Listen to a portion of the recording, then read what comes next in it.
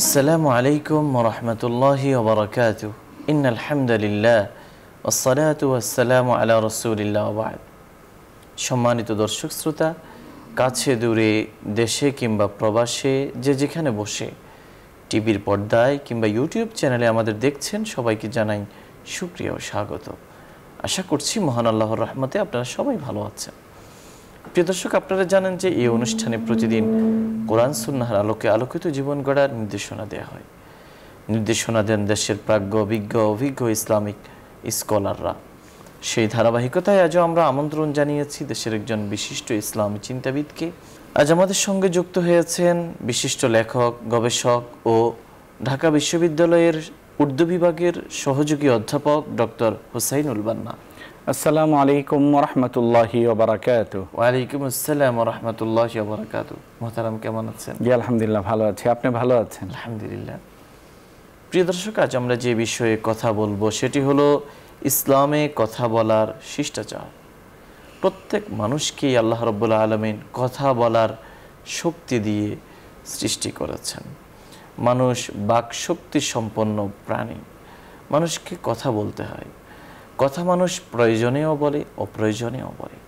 কিন্তু মহান আল্লাহ মানুষকে কিভাবে কথা বলতে হবে, তার এই বাকযন্ত্র কিভাবে সে ব্যবহার করবে, তার সুনির্দিষ্ট নির্দেশনা এবং নীতিমালা তিনি দিয়ে দিয়েছেন। এই নীতিমালা কোরআন এবং হাদিসে বর্ণিত হয়েছে। একজন মানুষ চাইলেই তিনি যদি মুমিন হন, মুমিন কখনো যে কোনো ধরনের কথা সে বলতে পারে না। তার কথা বলার ক্ষেত্রে আছে বিধিনিষেধ। যেমন সে সব ধরনের কথা বলতে পারবে না, আবার যে সমস্ত কথা সে বলতে পারবে সেটাও সে কোন ধরনের শব্দ প্রয়োগ করে এবং তার মধ্যে কি কি গুণাবলী থাকতে হবে তারও নির্দেশনা কোরআন হাদিসে দেয়া হয়েছে। আমরা সবাই যেহেতু কথা বলতে জানি, আমরা কথা বলতেই থাকি, কিন্তু আমরা লক্ষ্য করি না এই কথা আদৌ আমাদের বলার অনুমতি আছে কিনা বা এই কথা বলার শিষ্টাচারটা কি। বর্তমানে মোবাইল ফোনের যুগেও মানুষের কথা বলার প্রবণতা আরও বেড়েছে। এক্ষেত্রেও রয়েছে ইসলামের সুনির্দিষ্ট নীতি এবং বিধি। তো আমরা আসুন আমাদের সম্মানিত অতিথির কাছ থেকে আমরা আজ এ বিষয়ে জেনে নিব যে ইসলাম কিভাবে কথা বলতে বলেছে এবং ইসলামের দৃষ্টিতে কথা বলার শিষ্টাচারই বা কি। জাযাকাল্লাহ, নাহমাদুহু ওয়া নুসাল্লি আলা রাসূলিহিল কারীম, আম্মা বাদ। আপনাকে এবং নিউজ 24-কে ধন্যবাদ জানাই যে আমাদের অত্যন্ত সমাজের সাথে সংশ্লিষ্ট একটা বিষয়টি আসলে, এবং প্রত্যেকটা মানুষের জন্যই আসলে জরুরি। এই কারণে যে আমাদের এখানে প্রায় 90% বা 92% মুসলিম। আমাদের আদাব এবং আমাদের শিষ্টাচার দেখেই আসলে অমুসলিমদের ইসলাম গ্রহণের প্রতি এবং ইসলাম ধর্ম সম্পর্কে তাদের একটা আকাঙ্ক্ষা, একটা আগ্রহ তৈরি হওয়ার দরকার। এবং আকাঙ্ক্ষা এবং আগ্রহ তৈরি করার জন্য একজন মুসলমানের সর্বপ্রথম যে বিষয়টি সেটি হচ্ছে তার জবান, তার কথার মাধ্যমে দাওয়াত প্রদান করা এবং তার শালীন আচরণের মাধ্যমে ইসলামের সুকুমার বৃত্তিগুলোর উন্মেষ ঘটানো, এগুলোর পরিচয় সবার সামনে তুলে ধরা। তো কথা বলার কিছু আদাব এবং শিষ্টাচার রয়েছে। আমরা দেখি যে রাসূল পাক সাল্লাল্লাহু আলাইহি ওয়াসাল্লাম বলেন, আসসালামু ক্বাবলাল কালাম। এটাও কথা বলার একটা আদব যে আমরা কথা বলার আগে আমরা সালাম দিব। আমরা অনেক সময় আছি মোবাইলে কথা বললেও আমরা সালামটা দিই না, হ্যালো দিয়ে আমরা শুরু করে দিই। একজন মুসলমান হিসাবে এটা কিন্তু একটা সুন্নাহ, যে জরুরত ছিল যে আমার সালাম দিয়ে আমার কথাবার্তা শুরু করা, এবং উনিও সালামের উত্তর দিয়ে কথাবার্তা শুরু করবেন। কারণ কোরআনে কারীমের মধ্যে আল্লাহ সুবহানাহু ওয়া তাআলা বলেন, ওয়াইদা হুয়্যিতুম বিতাহিয়াতিন ফাহাইয়ু বিআহসানা মিনহা উরদুহা।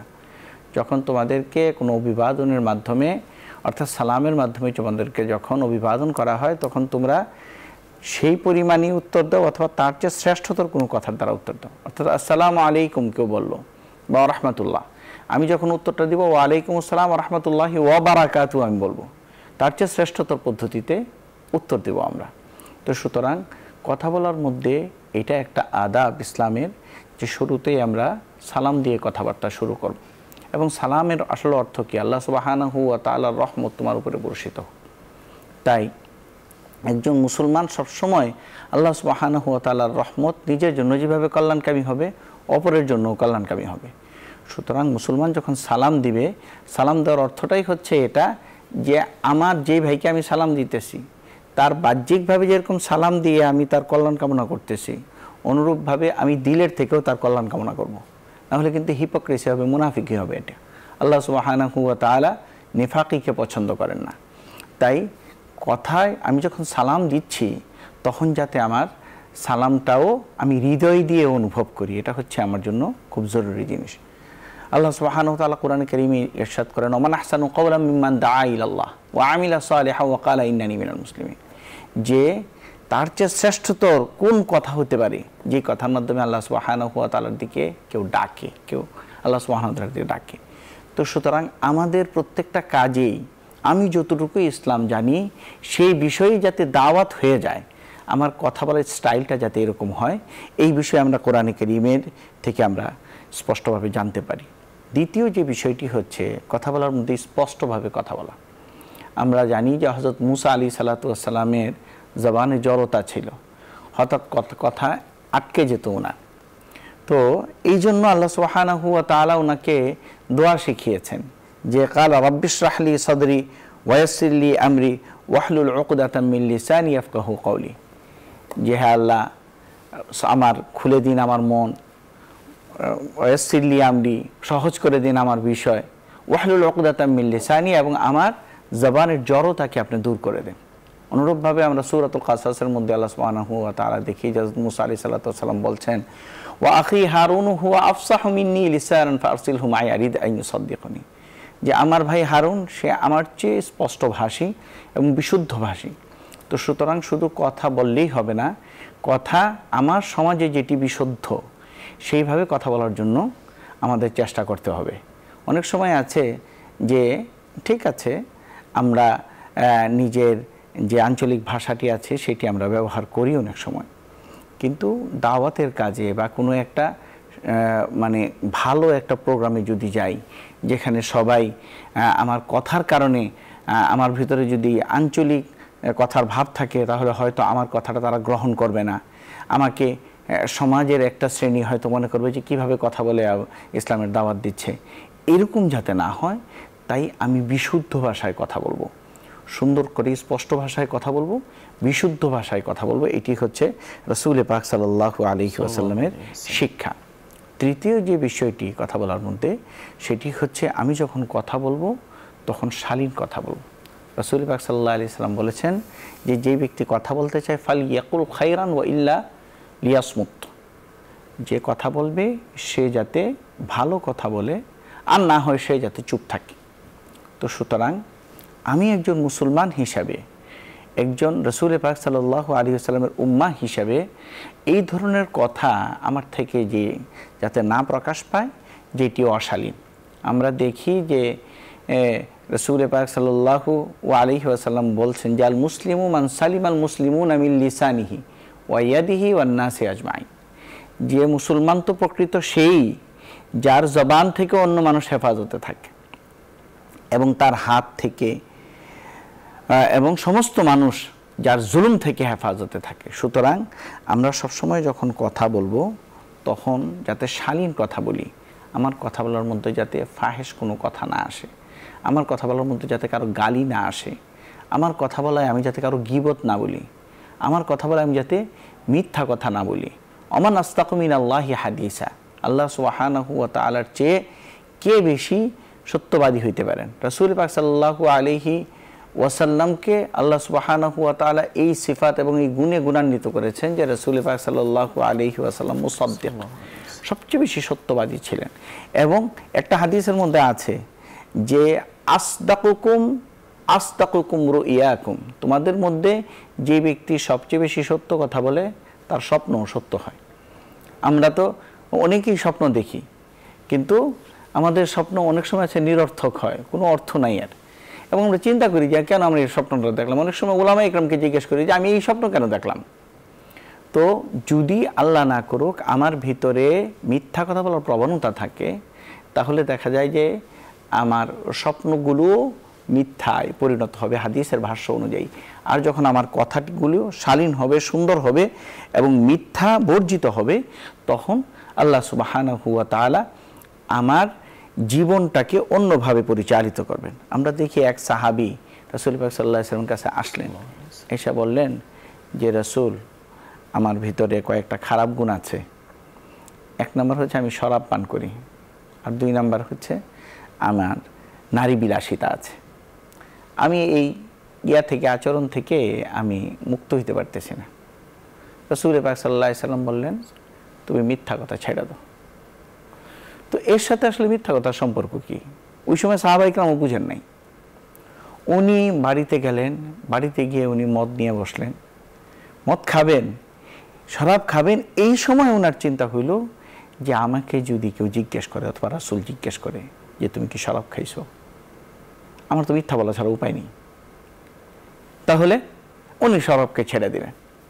উনি করতে গেলেন, ব্যভিচার করতে গেলেন, করলেন যে এখন উনি ব্যভিচার করবেন। তখন ওনার হঠাৎ মনে হইল যে আমাকে যদি আমার মা বাবা স্ত্রী যদি জিজ্ঞেস করে যে তুমি কি অমুকের সাথে তোমার সম্পর্ক আছে বা তুমি কি ব্যভিচার করেছো, আমি কি বলবো? আমি তো মিথ্যা কথা বলতে পারবো না, কারণ রাসূল পাক সাল্লাল্লাহু আলাইহি ওয়াসাল্লামের কাছে আমি এটা ওয়াদা করে আসছি। তো সুতরাং যখন মিথ্যা কথা মানুষ ছেড়ে দেয়, তো আল্লাহ সুবহানাহু ওয়া তাআলা অনেক রকমের গুনাহ থেকে তাকে হেফাজত করে। আমরা দেখি আল্লাহ সুবহানাহু ওয়া তাআলা সূরাতুল হজের মধ্যে ইরশাদ করেন যে ফাজতানিবুর রিজসা মিনাল আওসান ওয়াজতানিবু কাওলাজ জুর, যে তোমরা যেইভাবে মূর্তি পূজা থেকে নিজেকে হেফাজত করবে, অনুরূপভাবে তোমরা মিথ্যা কথার থেকেও নিজেকে হেফাজত করবে। রাসূল পাক সাল্লাল্লাহু আলাইহি ওয়াসাল্লাম এক হাদিসের মধ্যে বলেন, যেটা আমরা রমজান মাসে খুব বলি, যে মাল্লাম ইয়াদা কাওলাজ জুর ওয়াল আমাল বিহি, যেই ব্যক্তি মিথ্যা কথা ছাড়তে পারলো না এবং মিথ্যার উপরে আমল ছাড়তে পারলো না, ফালাইসা লিল্লাহি হাজা ইয়াদা তাআমাহু ওয়া শারাবাহু, আল্লাহর কোনো প্রয়োজন নাই যে সে তার পানাহার ছাড়লো, এর কি হিসে আল্লাহ। তো সুতরাং কথা যখন আমরা বলবো, তো কথাটা যাতে আমাদের শালীন হয়, মিথ্যাযুক্ত না হয়। আমরা অনর্থক কথাবার্তা থেকে নিজেকে হেফাজত করব। এটা রাসূল পাক সাল্লাল্লাহু আলাইহি ওয়াসাল্লাম বলেন, মিন হুসনি ইসলামিল মার তারকুহু মা লা ইয়ানি, যে ইসলামের এটা একটা সৌন্দর্যতা যে একজন মুসলমান সে ওয়াহিতুক কথা থেকে নিজেকে হেফাজত করবে। এটা খুব গুরুত্বপূর্ণ একটা বিষয়। আমরা যদি মুমিনদের সিফাত দেখি, যে আল্লাহ সুবহানাহু ওয়া তাআলা সূরাতুল মুমিনুনের মধ্যে উল্লেখ করেছেন যে কাদ আফলাহাল মুমিনুন, মুমিনরা সফল কাম, আল্লাযীনা হুম ফি সালাতিহিম খাশিউন ওয়াল্লাযীনা হুম আনিল লাগবি মুরিদুন, পরে বলা হচ্ছে যারা বিনয় অবনত হয় নামাজের মধ্যে। কারণ নামাজের দুটো অংশ, একটা হচ্ছে বাহ্যিকভাবে আমার নামাজটা বাহ্যিকভাবে সুন্দর হয়েছে, আমি রুকু সাজদা সুন্দর করে পড়লাম, কেরাত সুন্দর করে করলাম, তাসবিহাত সুন্দর করে করলাম, কিন্তু আমার হৃদয়টা আসলে আল্লাহর কাছে ছিল না। তাহলে এই নামাজের একরকম অবস্থা, আর যেই নামাজে আমি বিনয় অবনত হয়ে যাই, খুশু আমার থাকে, অর্থাৎ হৃদয়ের মধ্যেও আমার আল্লাহ সুবহানাহু ওয়া তাআলার সামনে আমি হাজির হয়েছি, এই অবস্থা যখন থাকে, তখন আল্লাহ সুবহানাহু ওয়া তাআলা সুসংবাদ দিচ্ছেন সেই মুমিন হচ্ছে সফল কাম। অনুরূপভাবে আল্লাহ সুবহানাহু ওয়া তাআলা সফল কাম বলছেন ওই মুমিনকে, ওয়াল্লাযীনা হুম আনিল লাগবি মুরিদুন, যারা ওয়াহিতুক কাজ, ওয়াহিতুক কথার থেকে নিজেদেরকে হেফাজত করে, নিজেরা মুখ ফিরিয়ে রাখে। তো সুতরাং আমরা যখন কথা বলবো, কথার মধ্যে আমাদের যাতে ভারিক্কি নষ্ট না হয়ে যায়, গাম্ভীর্যতা নষ্ট না হয়ে যায়, এই দিকে আমার খেয়াল রাখতে হবে। আমরা অনেক সময় আছে যে রাসূল পাক সাল্লাল্লাহু আলাইহি ওয়াসাল্লাম যখন কাউকে ওয়াজ করতেন বা নসিহা করতেন, তখন রাসূল পাক সাল্লাল্লাহু আলাইহি ওয়াসাল্লাম সম্পর্কে সাহাবায়ে কেরাম বলেন কান্নাহু মুনজিরু জাইশিন, রাসূল এত গম্ভীর হয়ে কথা বলতেন যে মনে হচ্ছে যে কোনো একটা সৈন্যদল আক্রমণ করেছে, রাসূল পাক সাল্লাল্লাহু আলাইহি ওয়াসাল্লাম এখন আমাদেরকে সেই সংবাদ দিচ্ছেন। এত গম্ভীর হয়ে রাসূল পাক সাল্লাল্লাহু আলাইহি ওয়াসাল্লাম কথা বলতেন। আমরাও যখন ওয়াজ নসিহা করব, এটা একটা সুন্নাহ যে আমি ইসলামের ভারিক্কিকে, ইসলামের মর্যাদাকে সমুন্নীত রেখে রাসূল পাক সাল্লাল্লাহু আলাইহি ওয়াসাল্লাম যেভাবে কথা বলতেন, ঠিক সেইভাবেই কথা বলবো। আমাদের অপ্রিয় হলেও সত্য এই কথাটি যে আমরা ওয়াজ নসিহতের সময় ঠাট্টা বিদ্রুপ করি, ইসলামকে ছোট করি, এবং এইভাবে আমরা কথা বলি, না জেনে কথা বলি, এবং আপনার ধারণাপ্রসূত কথা বলি। আমরা চিন্তা করি না যে আমি যে কথাটা বলতেছি এই কারণে কি ইসলামের ক্ষতি হবে না ইয়া হবে, বরং মানুষকে হাসানোর জন্য বা বেশি ভাইরাল হওয়ার জন্য অথবা মানুষকে আকৃষ্ট করার জন্য ইসলামের যে দিক নির্দেশনা আছে কথা বলার, সেই দিক নির্দেশনাগুলো কিন্তু আমরা না মেনে আমরা অনেক সময় ওয়াজ নাসিহার মধ্যে এরকম ধরনের কথা বলি যেটা অবশ্যই অনুচিত। যে রাসূল পাক সাল্লাল্লাহু আলাইহি ওয়াসাল্লামের সুন্নাহ কি ছিল, এটা যতক্ষণ পর্যন্ত আমি নিজের মধ্যে অবলম্বন না করব ততক্ষণ পর্যন্ত কিন্তু আমার ওয়াজ নাসিহা হয়তো মাঠে আমি বলে আসলাম, কথা বলে আসলাম, মসজিদে আমি কথা বললাম, কিন্তু হৃদয়ে যে টাচ করা কথাটা, হৃদয়ে দিয়ে যে অনুভব করা সামিঈন বা শ্রোতা যারা, এটা কিন্তু হয় না। আগেরকার আমলে দেখা যায় যে একজন আলিম উলা পাস ছিলেন, উলা পাস মানে আজকালকার আমলের 8 পাস বা মেট্রিক পাসের সমান, এর চেয়ে বেশি আসলে উলা পাসের কোনো স্ট্যান্ডার্ড ছিল না। কিন্তু উনার কথায় এত আসর আমরা দেখতে পারতাম যে একটা গ্রামের মানুষ কি হয়ে যেত, তারা ইসলাম ধর্ম গ্রহণ করত, তারা আমলের উপরে উঠে যেত। আজকে দেখা যায় যে গলিতে গলিতে ওয়াজ মাহফিল হচ্ছে, মাঠে মাঠে আপনার আমরা ওয়াজ করতেছি, ইউটিউবে আমরা ওয়াজ করতেছি, কত রকমের কথা আমরা বলতেছি এবং কত রকমের বক্তা ভাইরাল হচ্ছে যে তার একটা বক্তৃতার কারণে বলে যে এত লক্ষ ভিউয়ার্স হয়ে গেছে, এই হয়েছে। অনেক রকমের কথাবার্তা আমরা শুনি যে ওনাকে 1 লক্ষ টাকা না হলে তো ওনার ওয়াজই শোনা যায় না। কিন্তু মানুষ কতটুকু পরিবর্তন হচ্ছে আমরা যদি দেখি, সমাজে পরিবর্তনের অংশ 1%, 2% অথবা 0। এর কারণই হচ্ছে এটা যে রাসূল পাক সাল্লাল্লাহু আলাইহি ওয়াসাল্লামের সুন্নাহকে যেভাবে আমল করে, রাসূল পাক সাল্লাল্লাহু আলাইহি ওয়াসাল্লামকে সুন্নাহকে সামনে রেখে যেভাবে কথা বলার দরকার ছিল, যে মনন মানসিকতা নিয়ে রাসূল পাক সাল্লাল্লাহু আলাইহি ওয়াসাল্লামের যে মুবাল্লিগ কথা বলনেওয়ালার মুতাকাল্লিমের যেভাবে কথা বলার দরকার ছিল, সেগুলো আমরা ফলো করছি না। তাই এই কারণে আমার কথার আসরও হচ্ছে না, আমার কোনো কথার কোনো প্রভাব হচ্ছে না। এটা আমি কেবল গলাবাজি করে আসছি এবং মানুষ দেখা যাচ্ছে যে আমি মাফ চেয়ে কথাটি বলছি যে গ্রামের মানুষরা বিশেষ করে ওনারা মাগরিবের নামাজের পরে একটা চা খেয়ে যান অথবা এশার নামাজের পরে কিছুক্ষণ ওয়াজ শুনেন, এটা ওনারা মনে করেন যে ওনাদের একটা ট্র্যাডিশন। এরপরে আবার আসেন, এসে বাসায় ঘুমায় থাকেন, ফজর নামাজও পড়েন না।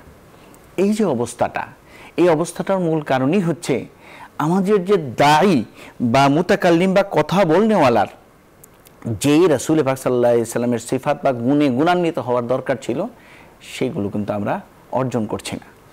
রাসূল পাক সাল্লাল্লাহু আলাইহি ওয়াসাল্লাম কথা বলার এটা একটা আদব যে লা ইয়াসখার কওমুম মিন কওমিন, কথা বলবো আমরা কিন্তু আমরা যাতে বিদ্রূপ না করি কাউকে না নিয়ে।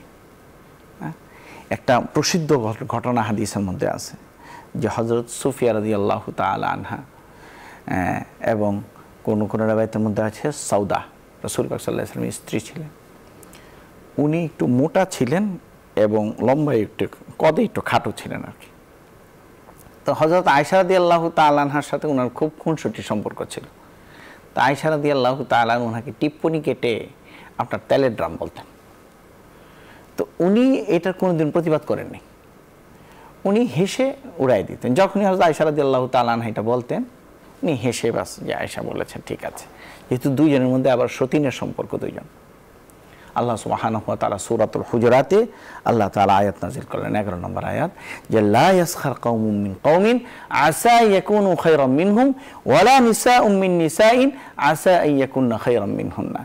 যে কোনো কওম কোনো কওমকে, কোনো জাতি কোনো গোষ্ঠীকে যাতে বিদ্রূপ না করে এবং কোনো পুরুষ কোনো পুরুষকে, কোনো মহিলাকে যাতে বিদ্রূপ না করে। কারণ দেখা যাবে যে যাকে বিদ্রূপ করা হচ্ছে আল্লাহ সুবহানাহু ওয়া তাআলার কাছে তিনি শ্রেষ্ঠতর। তার হৃদয়ের কষ্ট উনি তো আমার কাছে প্রকাশ করেন নাই, তো তার হৃদয়ের কষ্টটা কি আল্লাহ সুবহানাহু ওয়া তাআলা এইভাবে গ্রহণ করেন যে আমার জীবনের বরকত নষ্ট হয়ে যায়, আমি বিভিন্ন রকমের পেরেশানিতে পড়ে যাব। আমি তো মনে করতেছি যে কি হইল, কেন পেরেশানিতে পড়েছি, ওকে তো বলেছিলাম এইভাবে ঠাট্টা করে। কিন্তু ঠাট্টা করেও এরকম কথা বলা উচিত নয়, যেটা কারো দুর্বলতা বা কারো ত্রুটি আছে সেটি আমি কি করলাম, প্রকাশ করে দিলাম ঠাট্টা বিদ্রূপ করে। এই ধরনের কথা বলা আমাদের জন্য জায়েজ হবে না। অনুরূপভাবে ওয়ালা তালমিজু আনফুসাকুম ওয়ালা তানাবাজু বিল আলকাব, যে তোমরা বিভিন্ন রকমের উপাধি দিয়ে মানুষকে যে আমরা ডাকি, কাউকে আমরা বলি হাবাই মগা, এই ধরনের কথা আমরা বলতে থাকি। আমরা নাউযুবিল্লাহি মিন যালিক যে আল্লাহ সুবহানাহু ওয়া তাআলার কাছে সবচেয়ে প্রিয় নাম হচ্ছে আব্দুল্লাহ এবং আব্দুর রহমান। কিন্তু আমরা অনেক সময় আছে ঠাট্টা বিদ্রুপ করে আমরা আব্দুল বলি, এবং আব্দুল বলতে আমরা বুঝাই চাকর চাকরানিকে, চাকরকে আমরা এই শব্দটা বলি, এবং এই হিসাবে আমরা আব্দুল বলি। এই যে আব্দুল বলা, আল্লাহ সুবহানাহু ওয়া তাআলার সবচেয়ে প্রিয় নামকে আমরা ঠাট্টার স্তরে নিয়ে আসলাম। আল্লাহ সুবহানাহু ওয়া তাআলা আল্লাহ না করুক, আল্লাহ যদি রাগ হয়ে যান তাহলে এই ক্ষেত্রে আমাদের কিন্তু বিপদে পড়তে হবে। তাই এইটা খুব লক্ষ্য রাখতে হবে, এটা যে আমি যে কথা বলছি কথায় যাতে কেউ কষ্ট না পায়, কারো বিদ্রুপ আমি করব না। আল্লাহ সুবহানাহু ওয়া তাআলা মুনাফিকদেরকে বলেছেন এই কথা যে ইন্না নাহনু মুস্তাহজিউন, আমরা তো ওদের সাথে একটু ঠাট্টা বিদ্রুপ করি। বলে আল্লাহু ইস্তাহজিউ বিহিম, আল্লাহ সুবহানাহু ওয়া তাআলা ঠাট্টা বিদ্রুপ করে উচিত জবাব দিবেন। ওয়াইমুদ্দুহুম ফি তুগয়ানিহিম ইয়ামাহুন, এবং তাদেরকে উদ্ভ্রান্তের মতো ছেড়ে দিবেন আল্লাহ সুবহানাহু ওয়া তাআলা। তাই কোনো সময় কাউকে এই ধরনের উপাধি দিয়ে লকব দিয়ে বিদ্রুপ করা, এটি একজন মুমিন হিসাবে আমাদের জন্য অনুচিত হবে। অনুরূপভাবে অযথা কথাকে আমাদের এড়িয়ে যাওয়া, এটিও মুমিনের একটি সিফাত। আল্লাহ সুবহানাহু ওয়া তাআলা বলেন ওয়া ইবাদুর রহমান ইয়ামশুনা আলাল আরদ ওয়া ইযা খাতাবাহুমুল জাহিলুনা ক্বালু সালামা। যে আল্লাহ সুবহানাহু ওয়া তাআলার বান্দারা যারা আছেন, যারা ইয়ামশুনা আলাল আরদ, জমিনের উপরে যারা চলাফেরা করে, অত্যন্ত শালীন সুন্দরভাবে যখন চলাফেরা করে, যখন জাহেল এবং মূর্খ লোকরা তাদের সাথে কথা বলতে আসে, তাদের সাথে তর্কে লিপ্ত হইতে আসে, তারা তর্ককে এড়িয়ে চলে এবং বলে আসসালামু আলাইকুম ওয়া রাহমাতুল্লাহ। তো সুতরাং এরকম কোনো কথা আমি বলবো না যেটি ফ্রুটফুল নয়। আমি একজনের সাথে একটা কথা আছে, ভক্তিতে মুক্তি মিলে তর্কে বহুদূর। আমি যদি কাউকে সুন্দর করে কোনো কথা না বুঝাইতে পারি, আমি মনে করলাম যে যুক্তি দিয়ে আমি তাকে কি করব, বশ করে ফেলবো, এটা জীবনেও হবে না। সে এখানে আপনার কাছে যুক্তিতে হেরে গেলেও সে যে মনন মানসিকতা পোষণ করে তার থেকে তো সে দূরে সরে আসবে না। তাই কথা যখন আমরা বলবো তখন মূর্খ লোকদের সাথে বা যারা বুঝে না তাদের সাথে অনর্থক কথা বলার থেকে, আমরা তর্ক করার থেকে, ঝগড়া করার থেকে আমরা কিন্তু ফিরে আসব। এই কথাটি কোরআনে কারীমের হুকুম। অনুরূপভাবে সূরাতুল লুকমানে আল্লাহ সুবহানাহু ওয়া তাআলা বলেন ওয়াকসিদ ফি মাশিকা ওয়াগদুদ মিন সাউতিক, মানে কথা যে আমরা বলবো এটা এত উচ্চ স্বরেও বলবো না এবং যে কান ফেটে যায়, আবার এত নিম্ন স্বরেও কথা বলবো না যে মানুষ শুনতেই পারছে না, বরং আমার আওয়াজের ক্ষেত্রে আমি ভারসাম্যতা রক্ষা করবো। ওয়াগদুদ মিন সাউতিক, আল্লাহ সুবহানাহু ওয়া তাআলা বলছেন ইন্না আনকারাল আসওয়াতি লাসাউতুল হামির, সবচেয়ে নিকৃষ্টতম আওয়াজ তো হচ্ছে গাধার আওয়াজ। তো সুতরাং আমি এরকম চিৎকার করে কথা বললাম যাতে মানুষ আমার কথাটিকে ওইভাবে গ্রহণ করলেন না। আমরা যে অনেক সময় আছে আমরা ওয়াজে মাঠে ময়দানে এত চিৎকার করি আমরা, এবং আমরা বলি এই কথা এবং এটা ফখর করি, আমরা গর্ব করি যে এরকম এক জায়গায় ওয়াজ করতে গেলাম যারা 5 কিলোমিটার পর্যন্ত মাইক লাগায় রাখছে। এটা আমার জন্য একটা গর্বের কারণ হয়ে যায়, অথচ এটা গর্বের কারণ নয়। আপনার যদি নসিহত প্রয়োজনীয় হয়, যেই মাঠে আপনি ওয়াজ করতেছেন সেই মাঠেই মাইক লাগানো থাকুক। এখানে কত শিশু আছে, কত অসুস্থ লোক আছে, কত বৃদ্ধ মানুষ আছে যাদের আপনার এই ওয়াজের কারণে তাদের অসুবিধা হচ্ছে। এবং বিশেষ করে গ্রামগঞ্জে দেখা যায় যে আপনার প্রধান বক্তা যিনি আছেন উনি আসেনি এশারের পরে, এবার রাত 10টার সময় উনি আসেন। তো এই সময় আমার যে বৃদ্ধ মার, যিনি প্রেশারের রোগী, যিনি ঘুমোতে না পারলে যার প্রেশার হাই হয়ে যায়, যার ডায়াবেটিস বেড়ে যায় ঘুম যদি ঠিক করে না হয়, শিশু যখন চিৎকার শুনে সে ভয় পেয়ে যায়, এই ছোট ছোট বাচ্চাদের, তাদের কথাও আমাদের চিন্তা করতে হবে। কেবলমাত্র আমি মনে করলাম যে ওয়াজ নসিহত করে গেলাম, এটা তো মানুষের জন্য উপকার। এবং আমরা অনেক সময় যুক্তিও দিই যে আজকাল একটা কনসার্ট হলে তো ঠিকই হইতো, ওই সময় তো কেউ করতো না। কনসার্টে যাই হোক, আমি যেহেতু ওয়াজ করার জন্য এসেছি, আমি যেহেতু মানুষকে নসিহত করার জন্য এসেছি, তাই আমাকে ইসলামের বিধিনিষেধ কথা বলার ক্ষেত্রে আমাকে মেনে চলতে হবে। আমি যেই মজলিসে আসছি সেই মজলিসের মধ্যে আমি আমার কথা বলাকে আমি সীমাবদ্ধ রাখি। আমি আমার মাইকের মাধ্যমে আমার এই কথাকে আমি 10 মাইল পর্যন্ত 15 মাইল পর্যন্ত ছড়ায় দিব, এই কথা তো জরুরত নেই। আল্লাহ সুবহানাহু ওয়া তাআলা কোরআনে কারীমে রাসূলুল্লাহ সাল্লাল্লাহু আলাইহি ওয়াসাল্লামকে বলেছেন ইয়া আইয়ুহার রাসূলু বাল্লিগ মা উনজিলা ইলাইকা মির রাব্বিক, আপনার কাছে খালি পৌঁছানোর দায়িত্ব। আল্লাহ সুবহানাহু ওয়া তাআলা কার হৃদয় পরিবর্তন করবেন এটা আল্লাহ ভালো জানেন। এরকম কি খাজা আবু তালেব রাসূল পাক সাল্লাল্লাহু আলাইহি ওয়াসাল্লামের চাচা ছিলেন, উনাকেও হেদায়েত রাসূল পাক সাল্লাল্লাহু আলাইহি ওয়াসাল্লামের হাতে রাখেন নাই, বলছেন ইন্নাকা লা তাহদি মান আহবাবতা ওয়ালাকিন্নাল্লাহ ইয়াহদি মান ইয়াশা।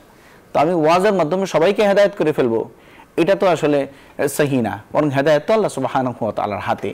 তাই আমরা যখন কথা বলবো তখন কথাগুলো আমরা শালীনতার সাথে বলবো, যাতে করে এই কথাগুলো মানুষের কাছে কোনো বিরূপ প্রতিক্রিয়া সৃষ্টি না করে।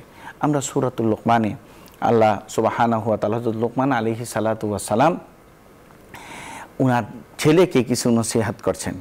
এই নসিহতটা আমরা এইভাবে দেখি যে ওয়াইয ক্বালা লুকমান লিবনিহি ওয়া হুয়া ইয়াইযুহু ইয়া বুনাইয়া লা তুশরিক বিল্লাহ ইন্না শিরকা লাযুলমুন আযীম। যে এরকম ধরনের কথা বলবো না যেখানে অনইসলামিক কথা, যেটাকে আমরা বলি শিরকি কথাবার্তা, গুনার কথাবার্তা, এগুলোর থেকে আমাকে বর্জন করে চলে আসতে হবে। আমাকে এই সমস্ত মজলিসগুলো ছেড়ে চলে আসতে হবে যেখানে আমি দেখব যে আমার কথার আলোচনা না হয়ে অন্যের কথা এরকমভাবে আলোচনা হচ্ছে যেটা শিরকের পর্যায়ে চলে যাচ্ছে, শালীনতার বাইরে চলে যাচ্ছে। অনুরূপভাবে আমরা যখন কথা বলবো, কথা বলার মধ্যে শিষ্টাচার রক্ষা করতে যে মা বাবার সাথে কথা বলার শিষ্টাচার রয়েছে। আল্লাহ সুবহানাহু ওয়া তাআলা বলেছেন ওয়াবিল ওয়ালিদাইনি ইহসানা, ইহসান বলা হয় এইভাবে কথা বলা যে সূরাতুল বনী ইসরাঈলের মধ্যে ফালা তাকুল্লাহুমা উফিন ওয়ালা তানহারহুমা, যে মা বাবার কথার পিঠে কথা বলতে যে মানে বিরক্ত হয়ে উফ শব্দটাও না বলো, ওয়ালা তানহারহুমা, এবং তাদেরকে বকা দিয়ে তোমরা কোনো কথা বলো না।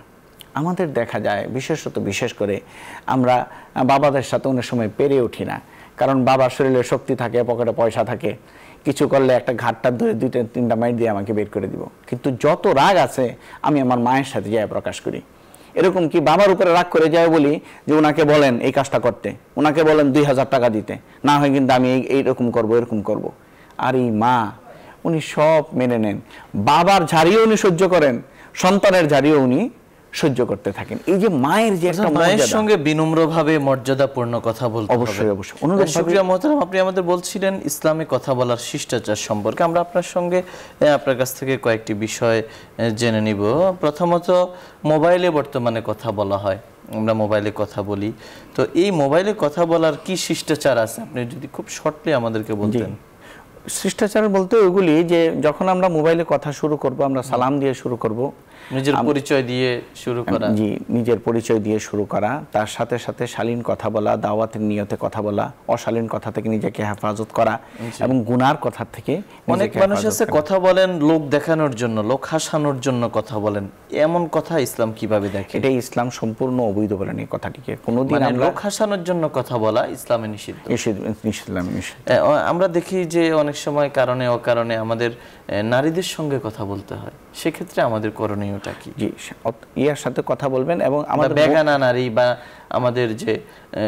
আমাদের যে মাহরাম যারা রয়েছে, মাহরাম গায়রে মাহরাম, তাদের সঙ্গে আমাদের কথা বলার আদব একটা তো হলো যে প্রয়োজন ছাড়া আসলে আমাদের যাদের সাথে বিয়ে জায়েজ আমাদের এদের সাথে কথা বলাই ঠিক নয় প্রয়োজন ছাড়া। আর প্রয়োজন যখন হবে তখন আমরা যতটুকু প্রয়োজন ততটুকু কথা বলবো। কিন্তু এই ক্ষেত্রে আবার আমাদের মা বোনদের একটা আদাব আছে কোরআনে, যে ফালা তাখদানা বিল কাউল, যে মা বোনেরা যখন কথা বলবেন যাদের সাথে বিয়ের জায়েজ এই ধরনের মানুষের সাথে যখন কথা বলবেন এরকম নম্র স্বরে কথা বলবেন না যে ওনার কথার কারণে কি হয়ে যায়, আসক্ত হয়ে পড়ে, আকৃষ্ট হয়ে পড়ে। শুকরিয়া মোহতারাম, আপনি আমাদের বলছিলেন ইসলামে কথা বলার শিষ্টাচার সম্পর্কে।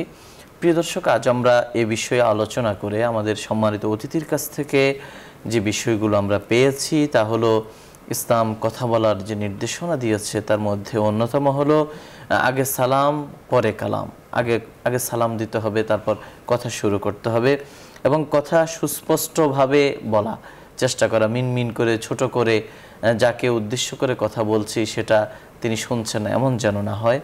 কথা বলতে হবে শালীনতাপূর্ণ, অশ্লীল কথা বলা যাবে না, গালাগাল করা ইসলামে সম্পূর্ণভাবে নিষিদ্ধ এবং মিথ্যা কথা বলা যাবে না। কথা বলতে হবে সত্য, যা সত্য তাই বলতে হবে।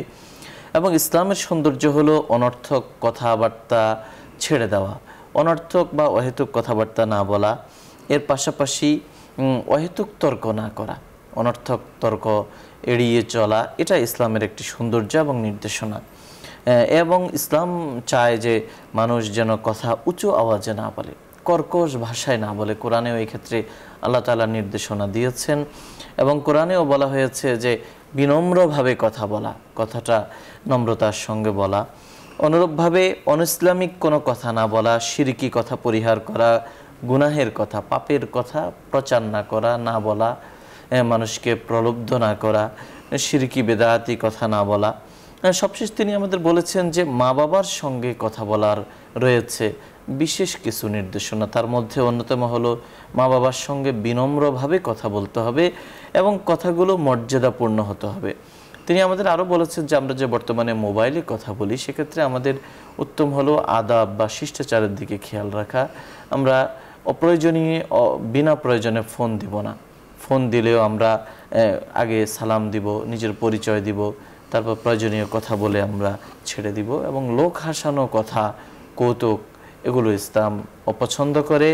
পাশাপাশি বেগানা নারীর সঙ্গে কথা বলার ক্ষেত্রে আমাদের সতর্কতা অবলম্বন করা উচিত, কেননা এর দ্বারা যে কোনো গুনাহ, মুখের গুনাহ, চোখের গুনাহ, অন্তরের গুনাহ বা যে কোনো ধরনের গুনাহের পথ খুলে যেতে পারে।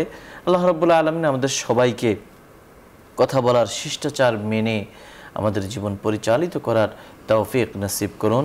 প্রিয় দর্শক, আলোচনার এই পর্যায়ে আমরা সংক্ষিপ্ত মুনাজাতে অংশগ্রহণ করব।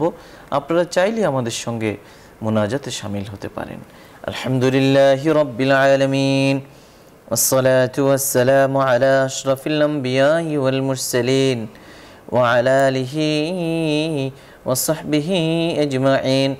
اللهم لا أحصي ثناء عليك أنت كما أثنيت على نفسك يا أرحم الراحمين يا ذا الجلال والإكرام يا مجيب السائلين يا أكرم الأكرمين ويا أول الأولين ويا آخر الآخرين ويا رحيم المساكين ويا ذا القوة المتين يا رب العالمين. আজ আমরা যে আলোচনা করেছি, আলোচনা শুনেছি, আল্লাহ আমাদের এই আলোচনাকে আপনি কবুল করুন।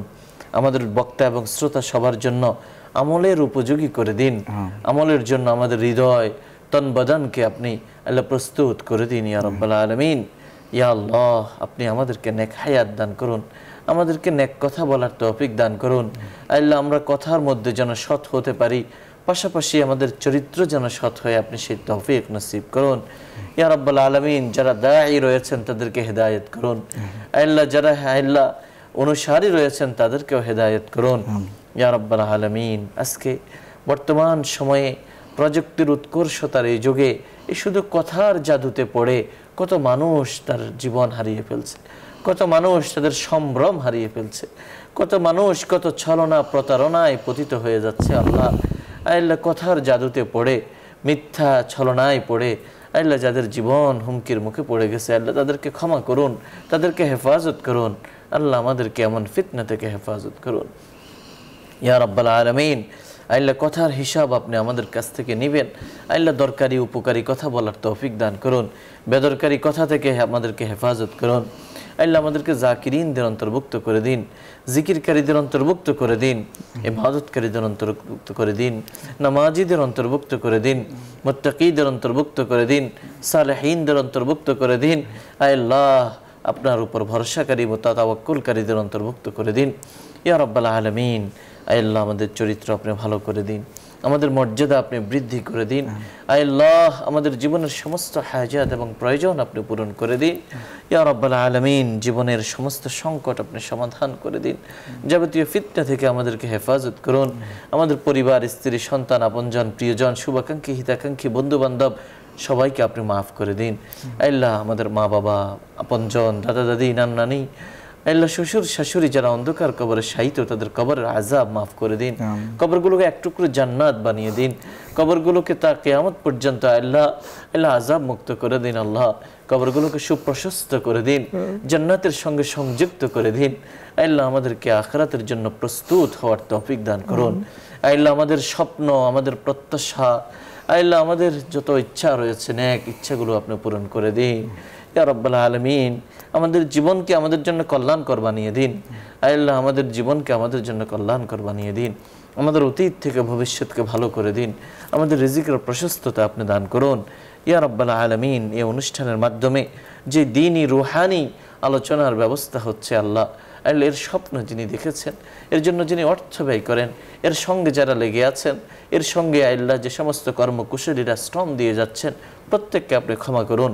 প্রত্যেকের আল্লাহ এই প্রচেষ্টাকে খেদমতকে আপনি কবুল করুন ইয়া আল্লাহ। আমাদের সবার যারা চাকরিজীবী তাদের চাকরিতে বরকত দান করুন, যারা ব্যবসায়ী ব্যবসা বাণিজ্যে আল্লাহ উত্তরোত্তর উন্নতি দান করুন, যারা যে পেশায় আছে আল্লাহ ওই পেশায় হালাল রিজিকের ব্যবস্থা করে দিন, হালাল এবং কল্যাণকর রিজিকের ব্যবস্থা করে দিন আল্লাহ। আমাদের দেশের উপরে খাস রহমত নাজিল করুন। এই দেশকে আপনি আল্লাহ প্রতিকূল আবহাওয়া থেকে মুক্ত করে আবহাওয়া অনুকূল করে দিন ইয়া আল্লাহ। আসমান থেকে উপকারী বৃষ্টি আমাদেরকে দান করুন, উপকারী বৃষ্টি আমাদেরকে দান করুন ইয়া রাব্বাল আলামিন। অনাবৃষ্টি থেকে আমাদেরকে হেফাজত করুন, অতি বৃষ্টি থেকে হেফাজত করুন আল্লাহ, অতিরিক্ত তাপ প্রবাহ থেকে আমাদেরকে হেফাজত করুন ইয়া রাব্বাল আলামিন। আমাদের সমস্ত দোয়াগুলো আপনি কবুল ও মঞ্জুর করে নিন। সুবহানা রাব্বিকা রাব্বিল ইজ্জাতি আম্মা ইয়াসিফুন ওয়া সালামুন আলাল মুরসালিন আলহামদুলিল্লাহি রাব্বিল আলামিন। প্রিয় দর্শক, এতক্ষণ ধরে অত্যন্ত ধৈর্য সহকারে আপনারা দেখছিলেন আপনাদের প্রিয় অনুষ্ঠান আলোকিত প্রতিদিন। পুরো সময় আমাদের সঙ্গে থাকার জন্য ধন্যবাদ। ওমা আলাইনা ইল্লাল বালাগ। আসসালামু আলাইকুম ওয়া রাহমাতুল্লাহি ওয়া বারাকাতুহু।